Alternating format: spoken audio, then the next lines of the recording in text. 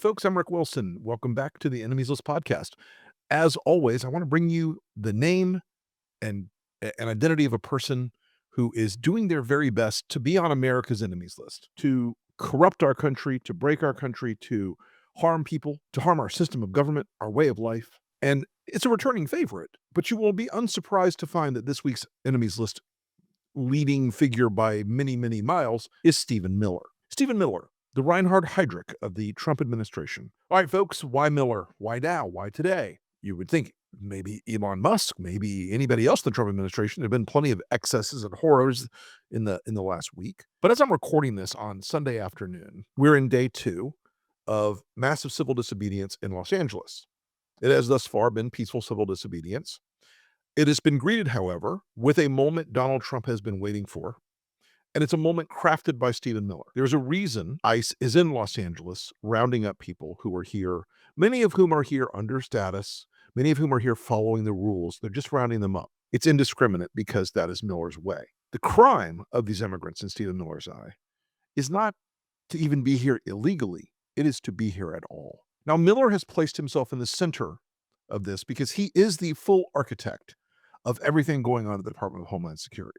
Kristi Noem is a trifle. Kristi Noem is a plaything. There is no there with Kristi Noem. Kristi Noem could not plot or plan or scheme her way out of a bag of hair extensions. Tom Homan is the kind of bully and thug that you've seen in a million different authoritarian movements around the world for all of history. He's a grunting yes man who will happily load those people onto the train even though he knows where the train is going. And yes, folks, I am making that analogy because it's that analogy. These people are engaging in a level of abuse that will be historically horrifying if it continues to escalate. Whatever is broken in Stephen Miller's brain, whatever wiring has burned out in Stephen Miller's brain over the years.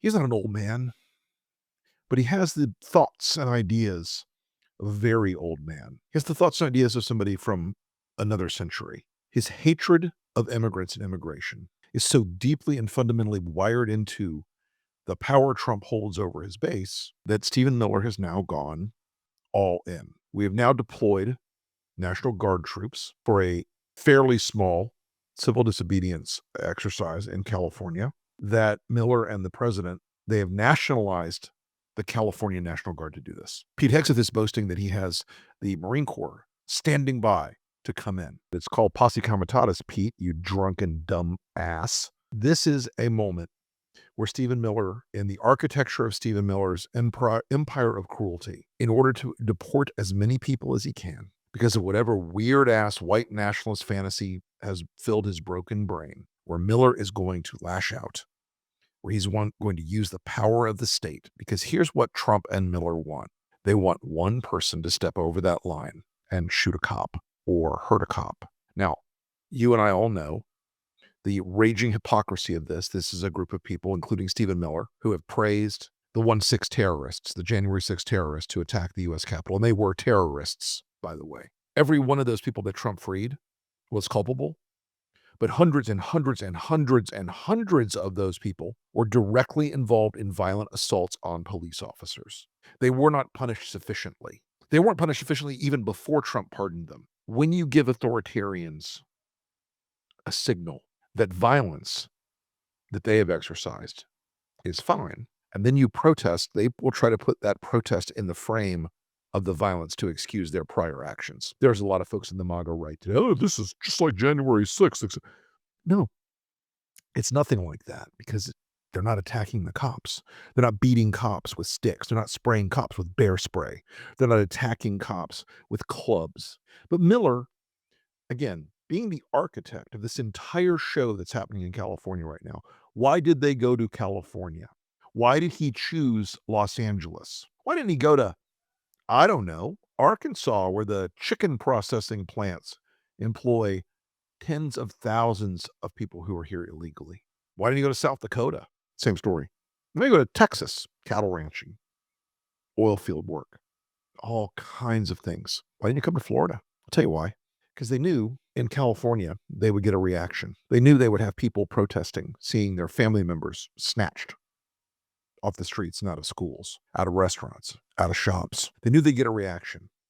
They wanted this reaction from the very beginning. They want this reaction because they want violence. They want the thinnest reed of an excuse to exercise the violence of the state against the people. They want the show, the spectacle. Trump is talking as I'm recording this. Trump's been talking about arresting Gavin Newsom, the governor of California. He's been talking about arresting the mayor of Los Angeles, Karen Bass. Why is he talking about this? Why does he do this? What's the purpose? It is the architecture of Stephen Miller's empire of cruelty. They want to scare everyone. They want to intimidate everyone. They want to use military power, military force in a situation that doesn't even come close to justifying it so that they can kill American citizens who are protesting them. Why do they want that? And some of you are going to go, "Oh, Rick, that's an exaggeration. They don't want to kill people." Yeah, they do. They do. They want to do it pour encourager les autres. Okay? They want to encourage others to be fearful. I'm sure we're going to start getting mass arrests.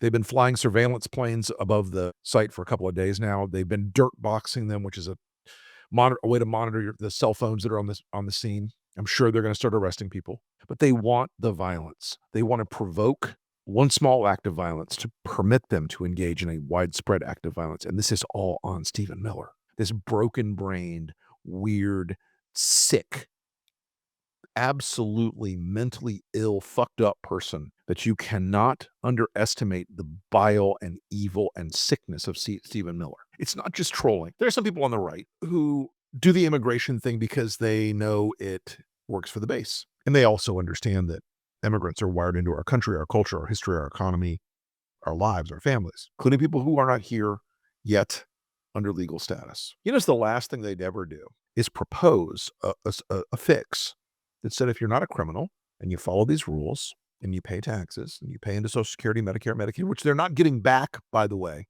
then we can establish some way for you to become a citizen that works. But they won't do that because it's not about that. They really have a white nationalist fantasy here. And Stephen Miller is the driving force inside the Trump administration about this, the driving powerhouse of their evil. Let's go back to LA for one more minute, because Stephen Miller's from Santa Monica. Okay. He hates what LA represents to America: creativity, enterprise, energy, a whole big, messy cluster of people who come from all over this world to make a life there. The economy of LA is enormous. The economy of California is even bigger. When Trump is threatening to cut off California grant and aid money because Gavin Newsom won't do what he wants, or because the mayor of LA won't do what he wants, Donald, the gun is not in your hand. It's in theirs. Watch how fast the rest of the country collapses if you cut off California. Just try.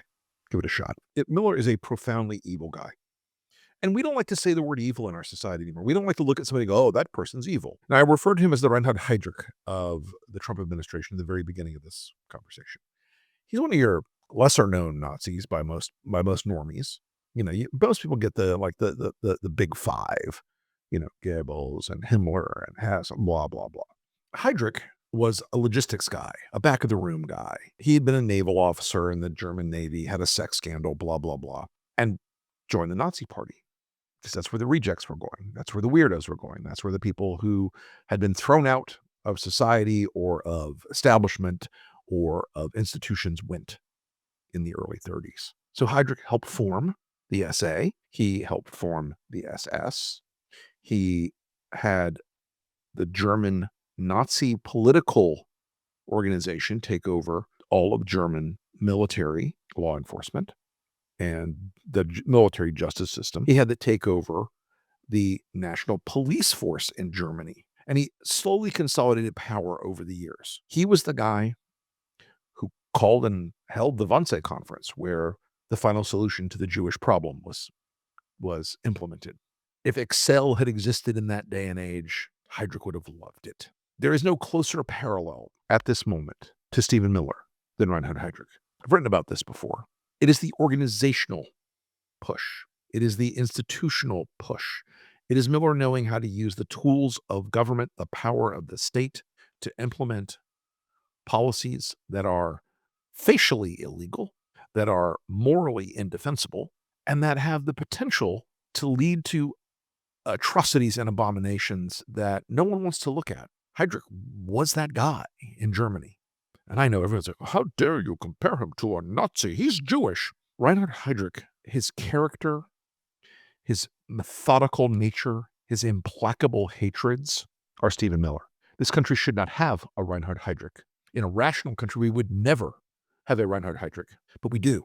And Stephen Miller is the organizing force behind everything with DHS and ICE. He controls the Department of Justice. He is a minister with the title of Deputy Chief of Staff, but he's the minister without portfolio in areas well beyond the scope of what Susie Wiles, the alleged Chief of Staff, can handle and will do. He has Trump's ear because he understands that Trump, deep in his soul, believes that tariffs and anti-immigration rhetoric are gold with the Republican base. So far, he's been right about the immigration part, wrong about the tariff part, but it's okay. But Miller is, someone said he's Donald Trump's id. Donald Trump's id is Donald Trump. Miller is something darker. He's the devil sitting on his shoulder. He is the as Edgar Allan Poe called it, and Neil Stephenson later called it, the imp of the perverse sitting on Trump's shoulder at all times. Do something worse, boss. Hit him harder. Be more cruel. Be more crazy. And look, I have a theory of the case that Miller and Sergio Gore in the Elon purge operation were driven in part because there is some shit going on with Katie Miller, Stephen's wife, who, by the way, quick aside, I have a friend who told me a great story one time. Katie Miller shows up in a salon in D.C. for a Brazilian. A true story. And my friend said, the woman at the counter was like, I'm so sorry, you need a reservation. And proceed. She's like, don't you know who I am? Which is in Washington is the worst thing you can ever say to anybody. It guarantees somebody's going to call him and leak the story. She did not apparently get the business trimmed, but they did find out she was Stephen Miller's wife because she made a big loud point about doing it. But Stephen Miller's wife suddenly went off to work with Elon Musk. When she made that announcement, we were already deep into the divorce of Trump and Elon. Something's going on there. I think this is something else that's broken Stephen Miller's brain. There's something wrong with that situation. This has all the trappings of a fucked up love triangle gone very, very wrong. Men behave badly when that sort of stuff happens in their lives, at least from my observation. But look, there's no excuse for what he's doing. Now, I want to say one more thing about what happened with Miller over the weekend. Terry Moran of ABC, one of the most respected journalists in this country, a straight-up guy, spoke candidly about Stephen Miller, about the bile inside Stephen Miller, about the darkness inside Stephen Miller, about the very weird and evil side of Stephen Miller. The right-wing media machine has gone absolutely banana phones over this. They've gone absolutely out of their minds. They're screaming. And you had Carolyn Levitt on Fox, naturally, say, oh, well, no one should be allowed to say things like that. Hopefully, this journalist will either be suspended or terminated. You cannot go on these unhinged rants against administration officials and the president of the United States. And then clearly he knew he was wrong because he deleted the post as soon as he allegedly woke up this morning. Now, if Stephen Miller wasn't a steaming heap of human evil, I would tell that snide little trifle exactly where to put that stupid idea. And I know that the First Amendment is now in their minds fungible and should be observed more it should be more in the breach than the observance, because if you criticize the dear leader, you are obviously a traitor. You've obviously committed treason. But Miller's attack on Moran worked, and ABC has suspended him for expressing an opinion on his personal Twitter. Do not comply in advance is the simplest rule of fighting authoritarians. Tim Snyder, Chapter 1, Verse 1, Book 1. This is not hard.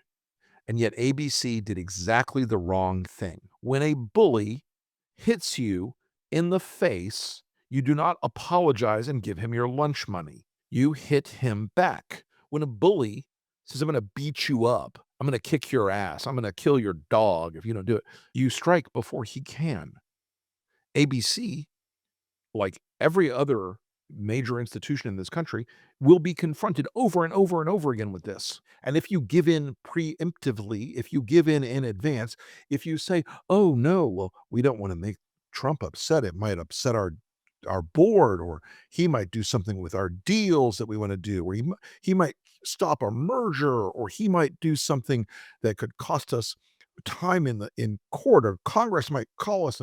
That is the price you pay for the specific grant that was given to you in the Constitution as a journalistic enterprise. Journalism is the only profession protected and mentioned in the Constitution. It is right there in the First Amendment, guys. And if you squander it by cowing yourselves, by bowing down to people like Stephen Miller and Donald Trump and Emil Bove and Pam Bondi and Kash Patel and this parade of dipshits, then you are squandering one of the greatest things, one of the greatest legacies of American constitutional formation, that a free press was not only viewed by, but regarded as essential to a robust union.